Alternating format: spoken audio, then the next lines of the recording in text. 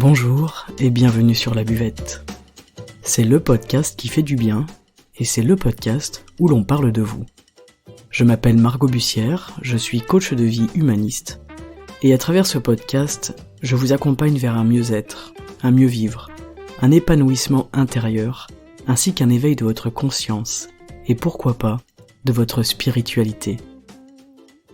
Je vous remercie d'être là aujourd'hui et je vous souhaite une excellente écoute.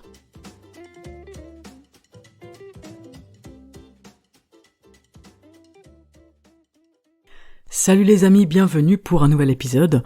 Aujourd'hui, je vais vous parler de votre médecin intérieur. Et j'appelle mon médecin intérieur cette voix qui sait ce qui est bon et ce qui est mauvais pour moi. Et c'est mon médecin intérieur par exemple qui va me pousser à aller au Qigong, à découvrir cette pratique à la base, et ensuite à la pratiquer et à la continuer par exemple. C'est aussi lui qui va me pousser à me lancer dans un challenge sans sucre. Parce que ce médecin intérieur, il sait que l'alimentation est importante, qu'elle est vitale, qu'elle est source d'énergie, mais qu'elle est également cause de maladie si elle est mauvaise, si elle n'est pas adaptée. Le médecin intérieur, en fait, il sait tout ça. Et je pense que nous en avons un, chacun, à l'intérieur de nous, donc vous en avez un aussi, et c'est pour ça que j'avais envie de vous en parler un petit peu aujourd'hui. Cette petite voix, vous l'avez peut-être déjà entendue à l'intérieur de vous, et souvent elle est chantée par les émotions. Par exemple, pour revenir au challenge sans sucre, eh bien, je sais que manger du sucre est mauvais, mais parfois je me sens triste, parfois je peux me sentir déprimé, fatigué ou en colère, et j'ai cette envie de sucre ou de gras d'ailleurs, cette envie de manger quelque chose qui n'est pas forcément bon pour moi. C'est comme si cette voix, elle était vraiment étouffée par nos émotions. Le médecin intérieur, c'est lui aussi peut-être qui va s'intéresser à la cause de nos problèmes, et non pas aux symptômes. C'est lui qui va s'intéresser à la cause de nos problèmes pour guérir le processus qui a besoin d'être guéri, et non pas pour simplement soulager le symptôme qui est visible. Alors, dans la vision taoïste, il y a cette idée que j'adore, qui est que nous sommes notre propre médecin. Donc évidemment, si j'ai une fracture du coude, je ne vais pas me soigner moi-même. On parle encore une fois de prévention, de santé au quotidien, d'alimentation, de sommeil, d'activité, en fait de style de vie et d'hygiène de vie. Il nous sert à ça, ce médecin intérieur. C'est-à-dire qu'il n'est pas là forcément une fois que je suis malade. Il est là en amont, il est là dans la prévention.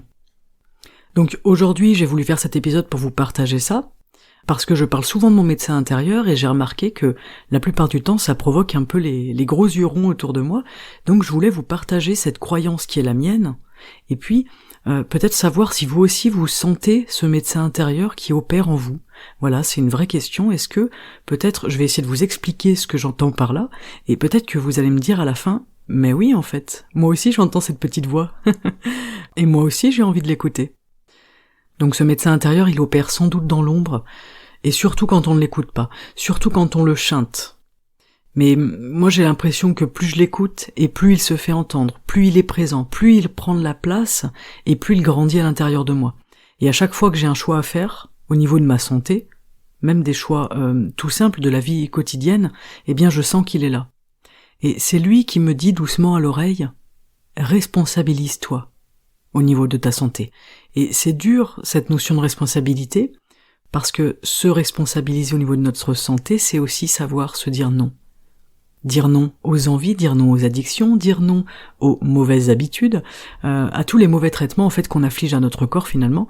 Et c'est lui qui me dit, ne laisse pas tes émotions blesser tes organes. Parce que au-delà de l'alimentation, il y a une autre grande cause pour nos maux, eh bien ce sont nos émotions. Toutes ces émotions qu'on garde enfouies, la peur, la tristesse, la colère, et qui vont nous ronger de l'intérieur, parfois pendant des années, mais parfois même pendant toute une vie. Et moi j'ai l'impression que ce médecin intérieur, il est relativement présent quand il s'agit de me responsabiliser au niveau de ma santé, mais également au niveau de mes émotions. Parfois si je me laisse emporter dans une émotion, ou à l'inverse, si je garde une émotion qui va me ronger à l'intérieur, j'ai l'impression d'avoir ce petit médecin intérieur qui me dit fais attention. Et lâche ce qu'il faut lâcher. Donc c'est peut-être lui aussi qui m'invite par exemple à méditer de temps en temps, comme si quelque chose m'indiquait que ça me ferait du bien de m'asseoir et d'oublier pour un laps de temps. Je n'ai pas encore complètement craqué cette notion de médecin intérieur, en tout cas de mon point de vue à moi, dans mon intériorité. J'en connais pas tous les tenants, tous les aboutissants, mais ça m'a semblé une évidence aujourd'hui de vous parler de ça, et ça m'a semblé une évidence de partager cette chose que je ressens et qui peut-être est commune avec d'autres personnes.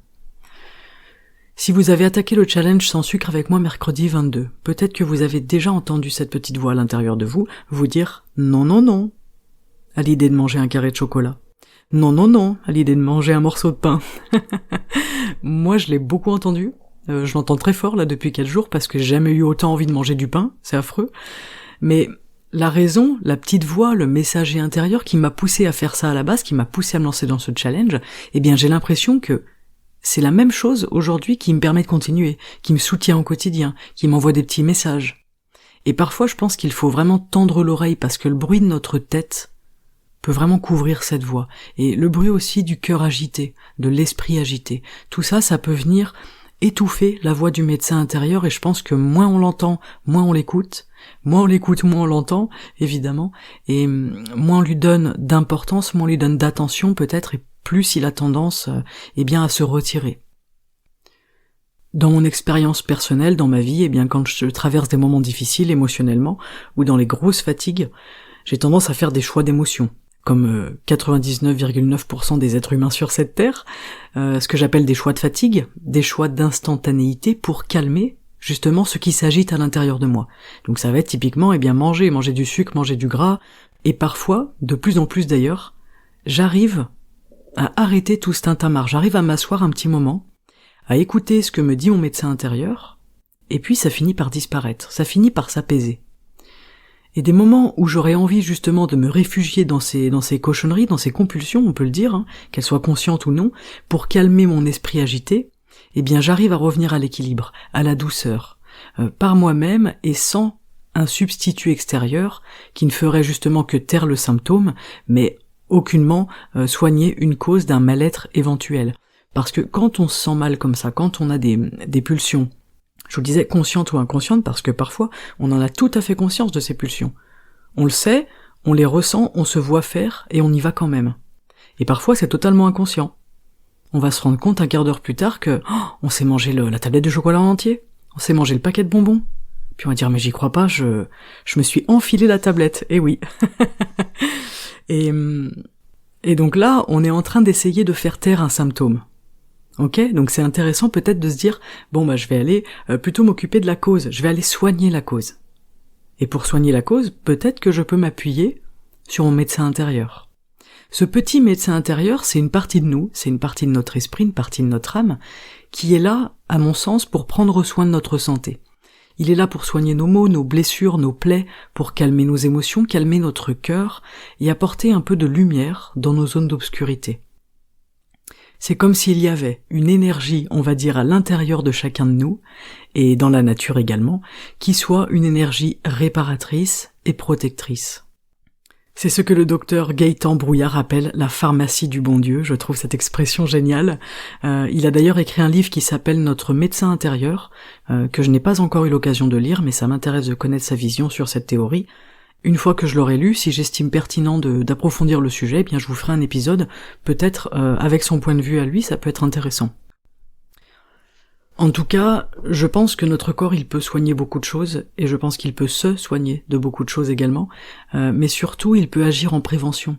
Ça, c'est une notion qui est intéressante, c'est-à-dire que je n'attends pas d'être malade pour écouter mon médecin intérieur. J'attends pas d'être malade pour faire attention à ce que je mange. J'attends pas d'avoir un cancer du poumon pour arrêter de fumer.